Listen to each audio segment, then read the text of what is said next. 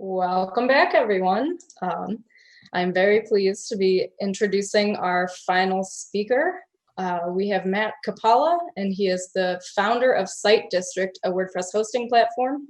Fueled by his passion for helping people solve technical problems, Matt is here with us today to help you diagnose and fix performance issues. So, take it, Matt. All right, thank you. Thanks everyone for joining today.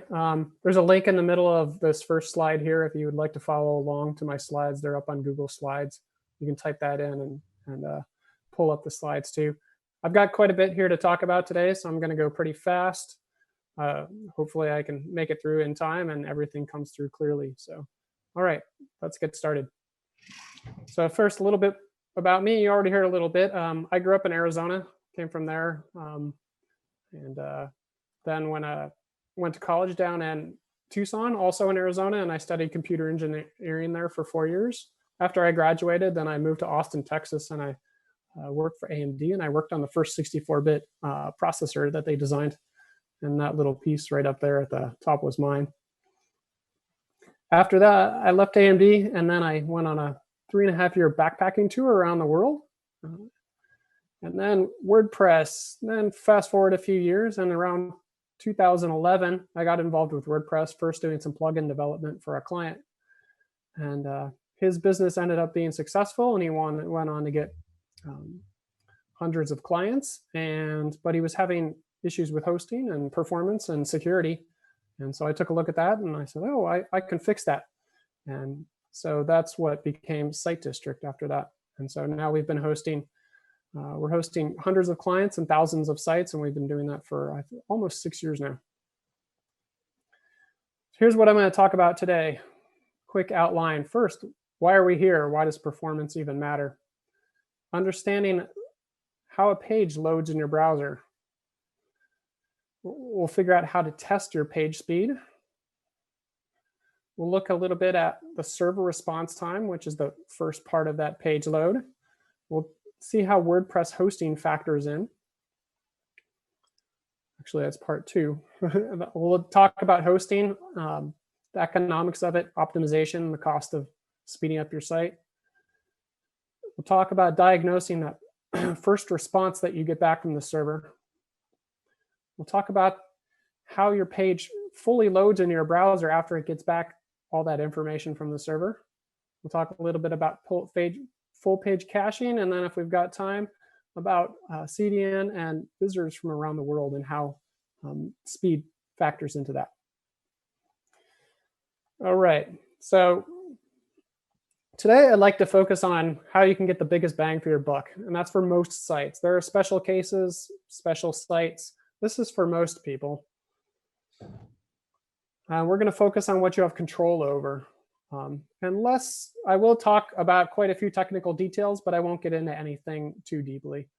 Talk about more how it affects you and all that, rather than what you necessarily need to do with it. And this is not a talk about how to self-host or optimize a server. First, so why does performance matter?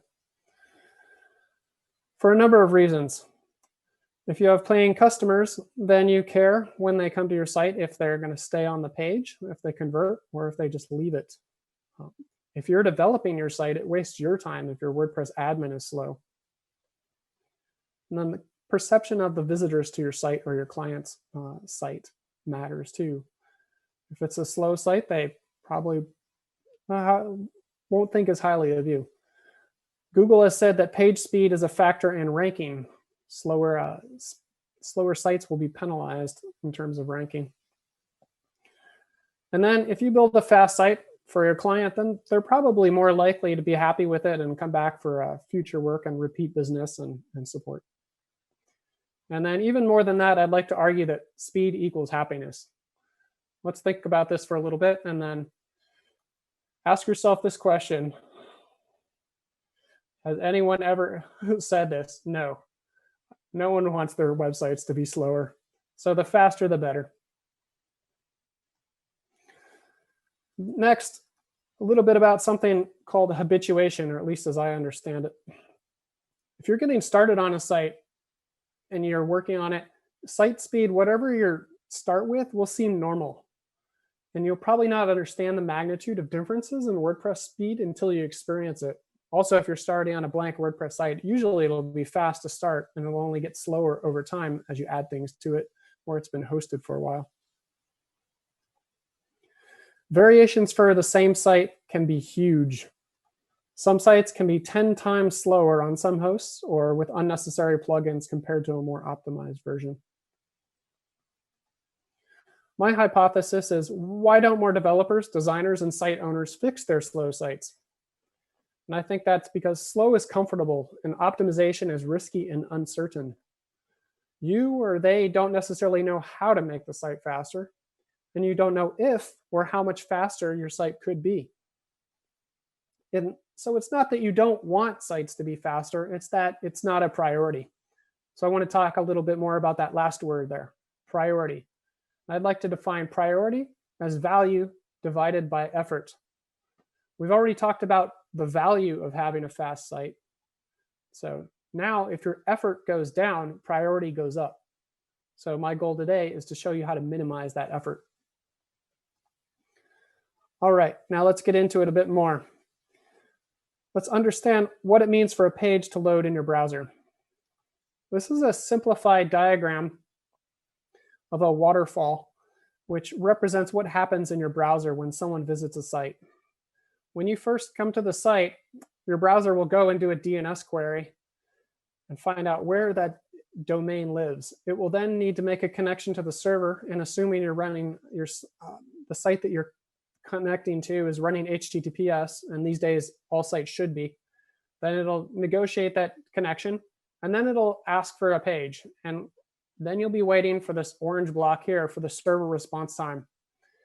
Once that initial HTML comes back from the page to the browser, then several things can start happening more or less in parallel. Your browser will start reading through the document and parsing it, and it'll find and download other assets that it needs, such as JavaScript, CSS, style sheets, images, fonts, and then it'll do the actual hard work of painting and rendering that page so that it shows up for you in the browser. This first piece here is often called a time to first byte. And for some reason, some of my slide is covering it. There we go. And that server response time there, that is PHP running WordPress code, your theme, and your plugins. And that, for many sites, is often a bottleneck. So how fast should that time to first byte be for WordPress? Well, obviously, the faster, the better. And you can, of course, add some caching onto WordPress and cover up a slow time to first byte, but it's not going to work all the time. So let's focus on trying getting that as fast as possible without any caching. So I consider very fast to be 25 to 150 milliseconds. Fast, 150 to 300. Good, average, slow, very slow. And then some of the slowest sites that I've seen take 15 to 30 seconds to return that initial content to the browser. That means a visitor for a site like this is staring at a blank white screen for 15 to 30 seconds. So where do you want to be in this range? I would say that this is a good target.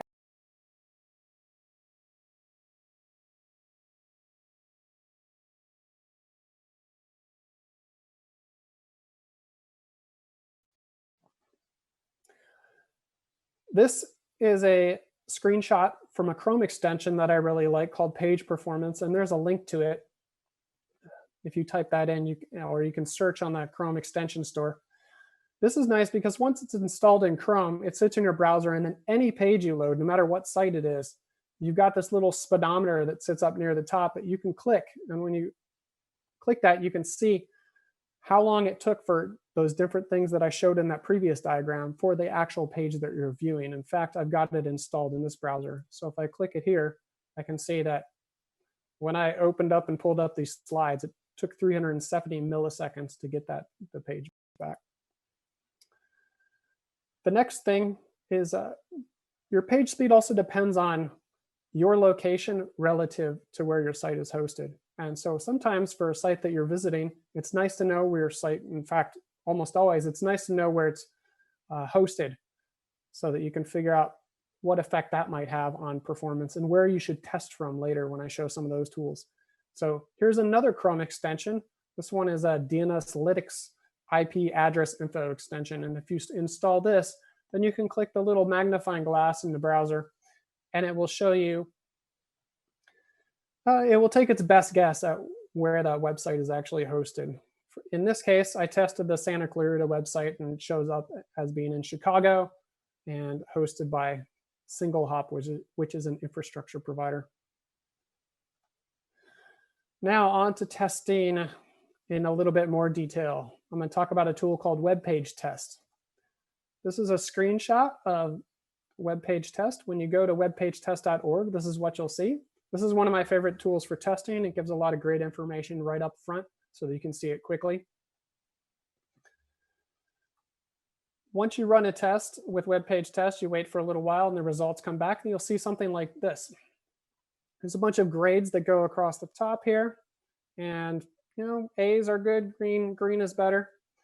And then beyond that, there's also a bunch of numbers. And so which one should we focus on?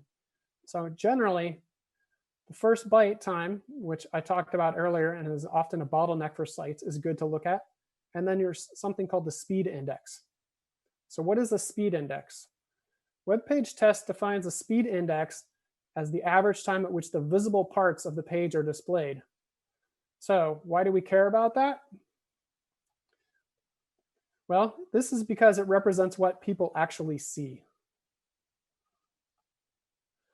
There's also a page in Web Page Test called the waterfall view. And what this gives you is basically a detailed view for the actual site that you've been testing, similar to that simplified diagram that I showed you earlier, but for the site that you're actually testing.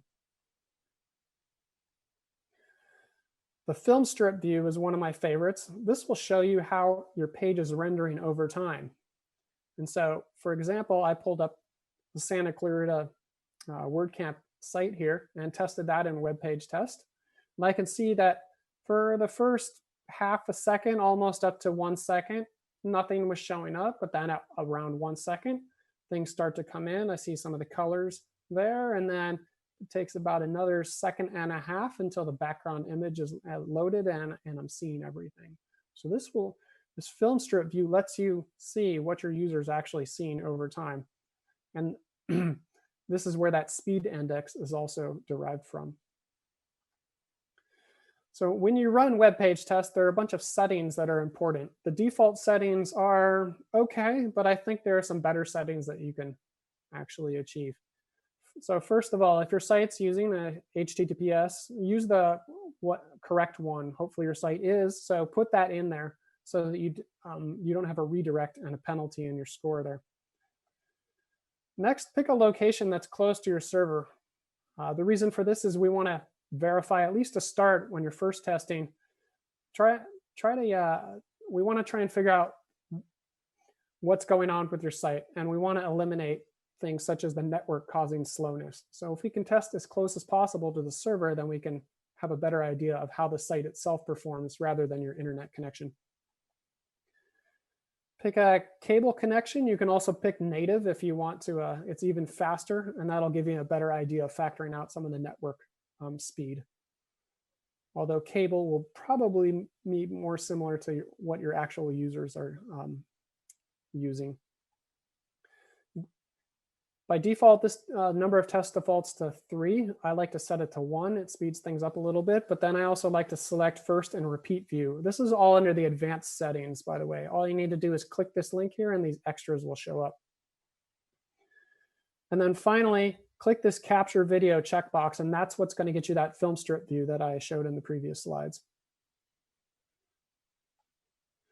If you want to do some mobile testing, there's a few other settings that you should check. Under the test settings, instead of for that connection, change it down to a mobile speed such as 4G, 3G fast, LTE, and then click on the Chromium tab that shows up and click on the Emulate Mobile Browser button. This will cause Web Page Test to render that page as though it were a mobile view. You'll get a screenshot back that looks like the mobile version. You can pick whatever device you want there. All right, other speed testing services. So here's where I usually ask the room how many people have heard of GTmetrix, and I get a show of hands, people raising their hands. And then I forward, but I can't see everyone this time. So then I forward off and I show this slide. So as should be obvious, well, friends don't let friends use GTmetrix, because is what I wrote here. And I'm not a big fan of GTmetrix, and let me explain why. It's not that it's necessarily a bad tool, but I think it causes a lot of people to focus on the wrong things and to go down a rabbit hole. Here's a screenshot of GTmetrix from WordCamp LA a couple of years ago. And there's a lot in here. It looks like it might be pretty bad, but let's take a closer look. This page speed score, well, a lot of people know what page speed score is. A couple of years ago you didn't, but do you care about that? Maybe. I don't know. I'd argue that it's not the most important again. And then what is this? I don't know. How about, are my visitors in Vancouver? Maybe they're not. Maybe I want to be testing somewhere closer to them.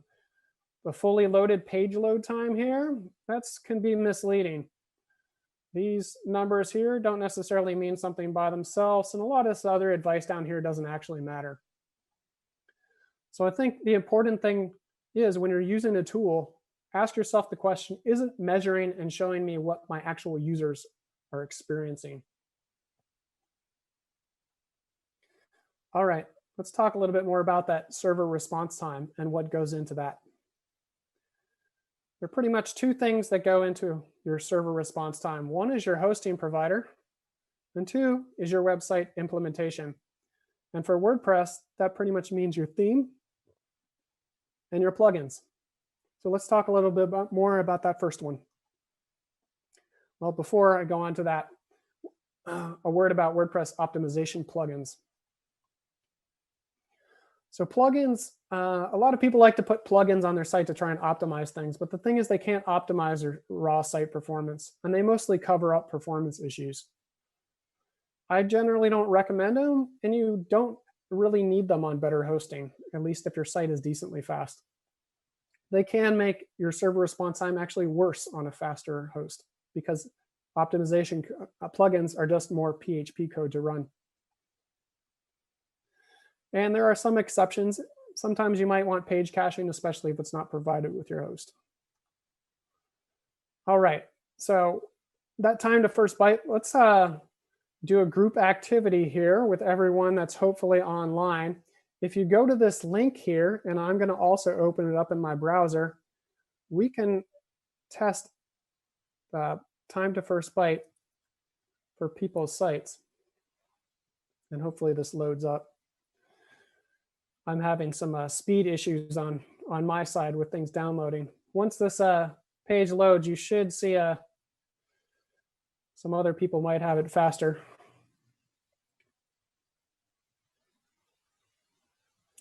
You can go ahead and put your WordPress site URL in here. You could put, it could be yours, it could be your clients, it could be another site that you've worked on.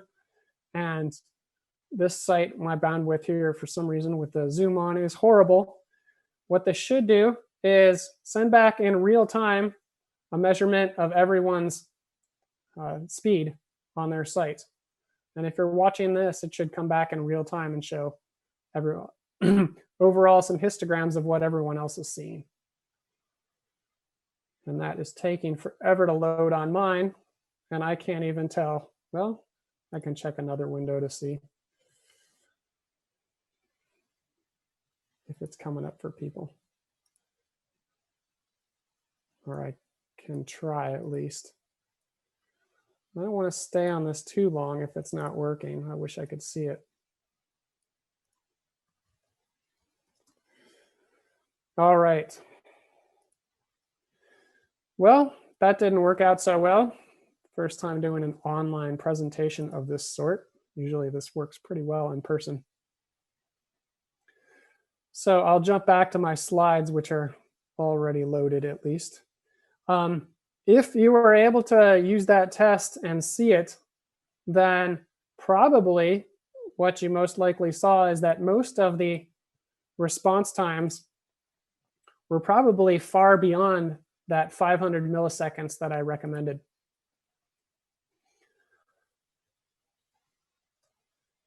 All right, let's talk about WordPress hosting. So your WordPress hosting or your server is the single most important thing affecting your performance by far. Most WordPress site owners do not actually realize how huge the difference is until they see it or experience it. Slower hosts and servers can be 5 to 20 times slower than a more optimized host. Some factors with server and hosting speed are it pretty much comes down to 3 things. It's the hardware and the networking, server configuration, and the load on the server. If you find that one host or platform is faster than another one, it's pretty much because they've optimized these 3 things better than another place. Let's talk a little bit about the web servers that run on your hosts. Less common, but I would argue faster, is a web server called Nginx, and that usually runs on top of PHP FPM. The number of hosts that run this is a bit smaller. It's becoming more common. Tends to be a more custom WordPress platform. In contrast, you'll find a lot of servers that are running Apache and cPanel that goes with it. And the number of hosts running this is quite a bit larger, but it's also slower. I found it can be 2 times slower than a server running Nginx with Apache. So the takeaway on this one is if your hosting provider has cPanel available, your site is probably not as fast as it could be. All right. So what else about your server or your hosting affects performance? Well, here are some things. I've come up with a checklist of things that plugin that you might look for on a server to make sure that everything, is that make sure your hosting or your server is optimized. So yeah, that's a lot of things there. And plugin optimization plugins can't help you with these. These are only at the server level. That's quite a few things, and you might be looking at that. You might be thinking, ooh, that's a lot of stuff. So should you try and go through this checklist with your host? And I think there's a better option. And so how do you know if your host is causing all or part of your speed problem? How do you know if they've optimized their server well? They're not easy to do verify reliably, at least not while your site is hosted at your current host. So try another hosting provider. How? Put an exact copy of your site on another known to be optimized WordPress host. There are several hosts out there that will let you sign up for free accounts, let you import your site. Sometimes you can do a trial. So there are options out there to test it out. There are a bunch of ways to copy your site to a new host. I've rated them from ease of use to from average to easier. So if you could use a backup and restore plugin. Some hosts also have a migration plugin that is specific to their platform. And some places, including us, have a fully automated import system where you don't actually need to install any plugins manually. Here are some backup and restore plugins. There are others too. I don't necessarily recommend any of these, although your luck may vary. I actually have had the most luck with all-in-one WP migration, and that one works pretty well. Some different hosting providers also have their own plugins, SiteGround and Cloudways. And there are a few hosting providers that use a rebranded version of a Blog Vault or Migrate Guru plugin to do migrations to their platform. And then we also have an import method, which I was going to show off, but I don't know if it's going to work since it doesn't seem like anything wants to load in my browser today. Well, that did. Maybe we'll have some luck. So if you were to go to Site District and you were going to go to actually the main page, this might not work after all.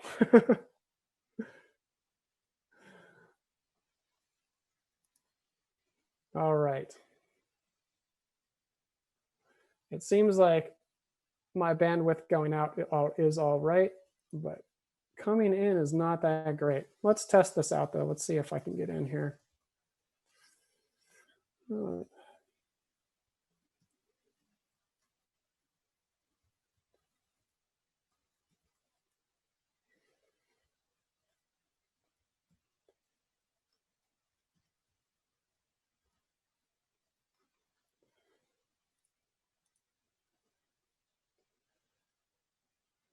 Well, that didn't work out.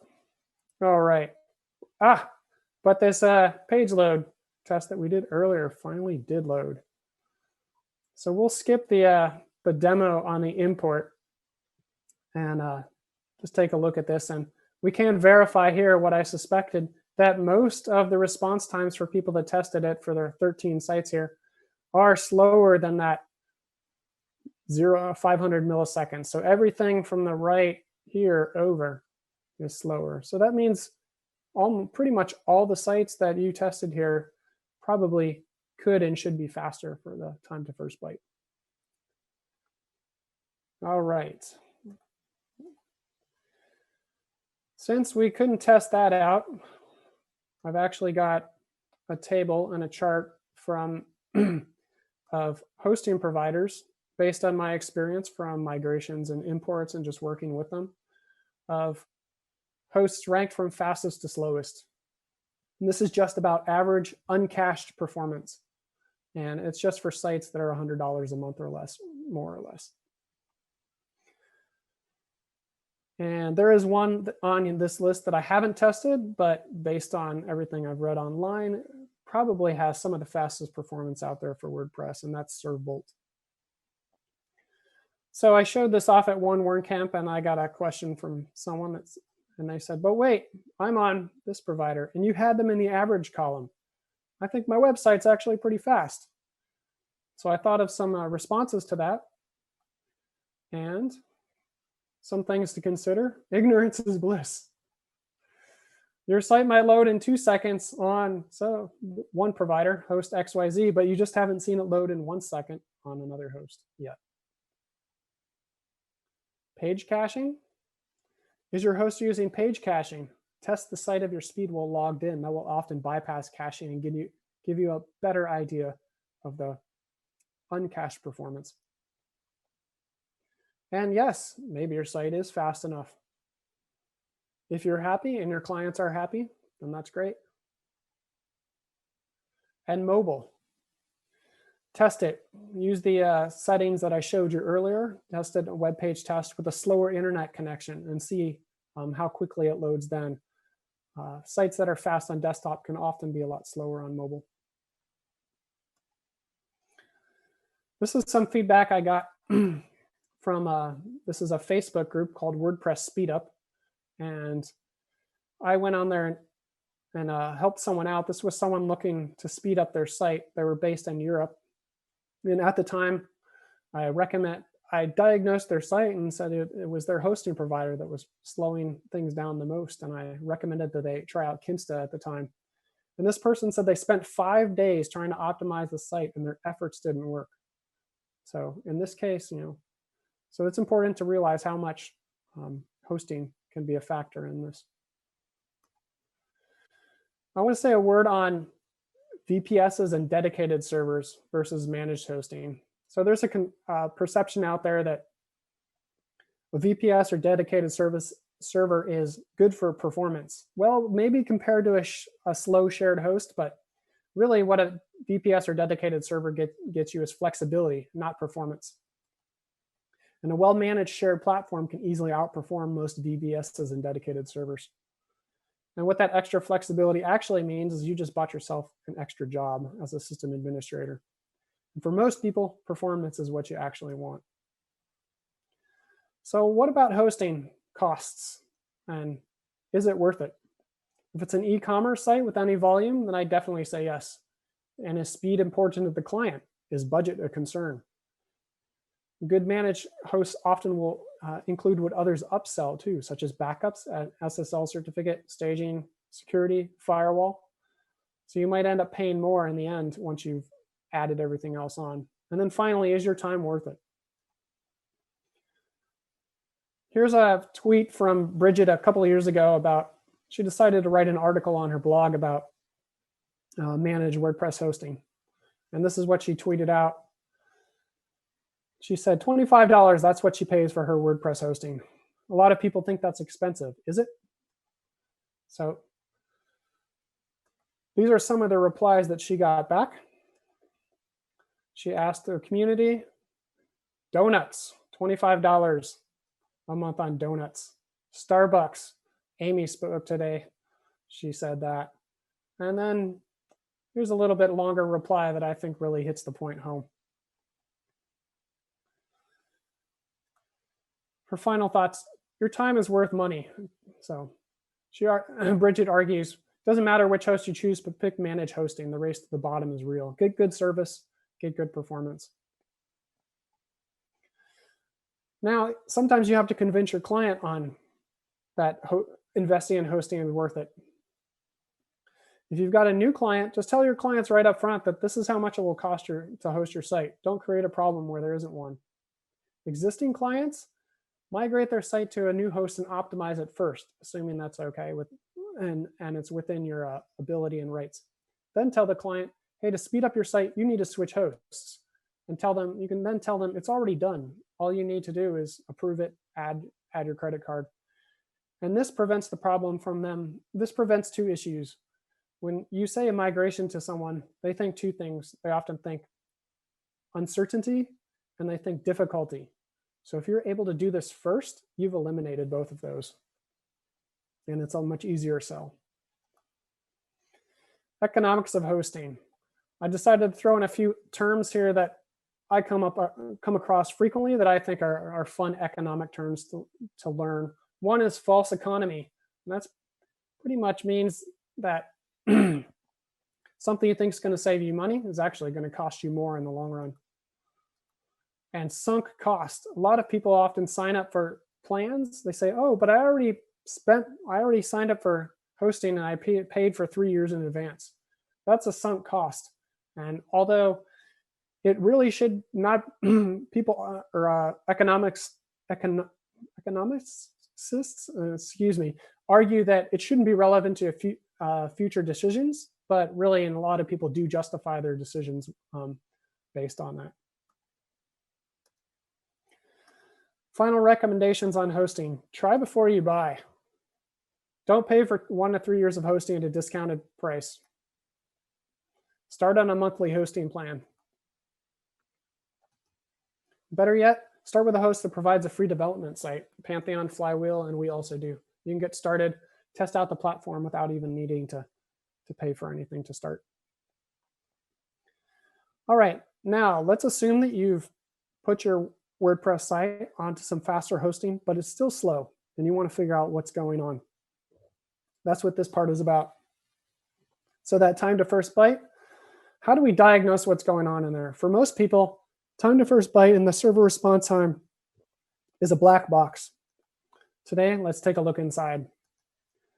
So first of all, what makes WordPress slow? Let's assume that, again, that your host is already optimized. We have a, let's see. I took a fresh install of 2019 on Site District, and I tested the server response time on that, and it was about 15 milliseconds.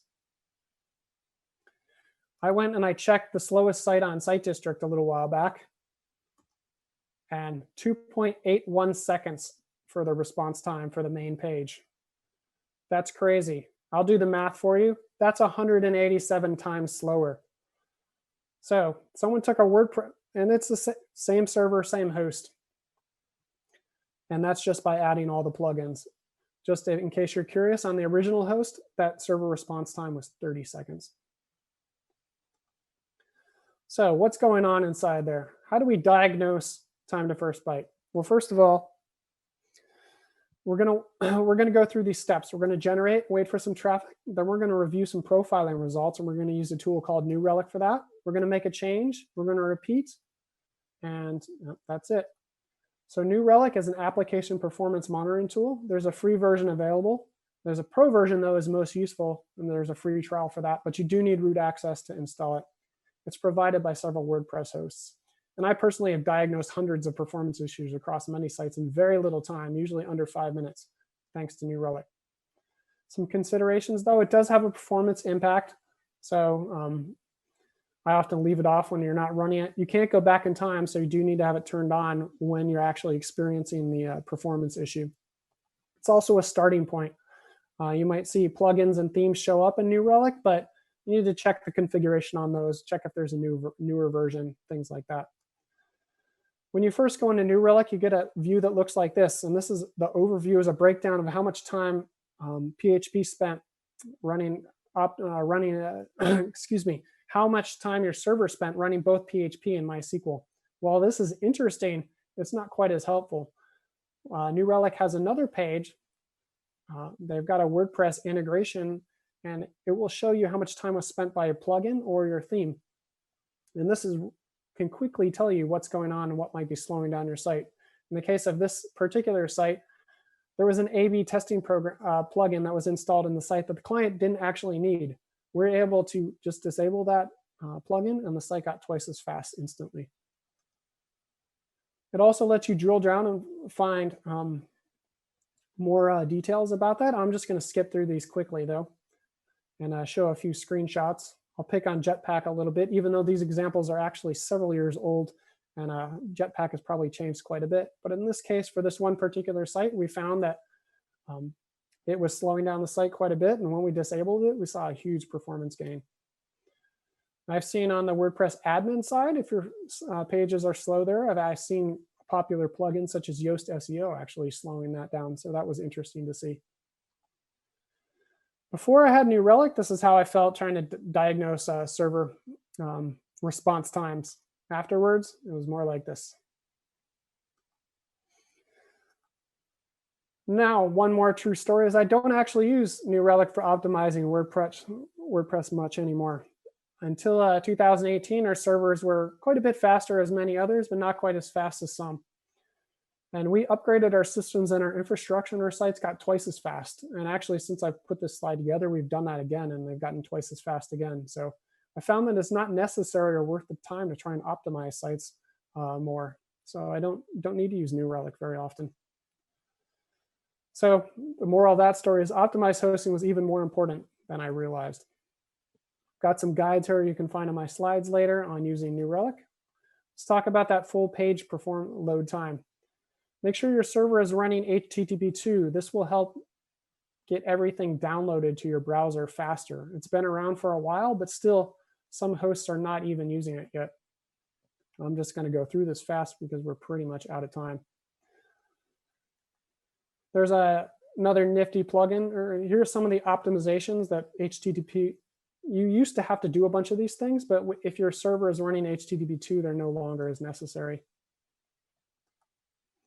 You can check for HTTP2 using this Chrome extension, HTTP2 speedy indicator, and it'll show a different color in your browser bar. You can also find this under Chrome DevTools under the Network tab. You can view the protocol if you select that column and view it. Your assets. Make sure your JavaScript CSS files are compressed from the server when they're sent. gzip is a minimum, but Brotli is even better. More advanced hosts already have this. Check your image compression. If when you ran web page tests, that purple was a large part of the pie, or you got a bad grade for compressing images, you probably want to do some image optimization. Imsanity is a plugin that you might want to check out. It does some optimization on upload. Hey, Matt, sorry to jump in. We're cutting it really close on time if you want to field some questions. All right, let's go ahead. And the other things I was going to talk about were caching and CDN, but it sounds like we're out of time for that. So feel free to ask about that, though, if you'd like. And I'll just skip on through to the end. Awesome. Yeah, you can show one of those pages if you'd like to. It's great content. You have a lot of people just saying it's great information in the chat. One of the questions that I wanted to make sure got asked was, how does page perf compare to just using regular dev tools in your browser? Page perf. All right, if we're talking about the extension that I mentioned and putting that, The advantage of having that extension installed is that after you've loaded a page, you can just click on that button in your browser bar and see some of the timings. You'll get more data out of the network tools inside, or the developer tools inside your browser in the network tab. The downside is that you need to reload the page again after you've opened those up for it to capture meaningful data. So that's the main difference, if I got the question right. Okay, and then another question that actually was just, I believe, premature to your rest of your presentation. Someone was asking what else can be done aside from hosting. So if you want to just kind of wrap that up in a little list, or if you have a slide that refers to those items. Sure. Okay. I kind of cruised through that pretty quickly right towards the end. So run your test on web page test, of course, and then check your image compression. And then, you know, if you don't have the option to change to a faster host, then Cloudflare can speed it up. The site here, or the page I'm actually on right now, is about Cloudflare. And Cloudflare lets you distribute your assets and speed up delivery to visitors that are farther away from you. If your host is well optimized, though, it can actually slow things down a bit in some cases. You should test it to vary. But if you're on a slower host and you don't have better compression at the server, or some of the newer things, then putting Cloudflare in front of the site will likely speed it up. All right, anything else? I'm just showing off, this is a tool that yeah, feel free to just breeze through those slides to get them in front of everyone. Okay, and this will let you test your website throughout the world on a whole bunch of locations. I didn't show the results from that, but or I didn't show the full results, but you can test that out at fasterslow.com. And I used that to test performance around the world of just a simple WordPress site. And it came out about the same for this site with a direct connection to Site District, or using our CDN, or with Cloudflare on top. But that's going to be different for everyone's site. So. All right, I think that was about it. I'll leave it here at this last slide that has another link to my slides if you'd like to go through them again. Sorry I ran out of time, but thanks everyone for joining.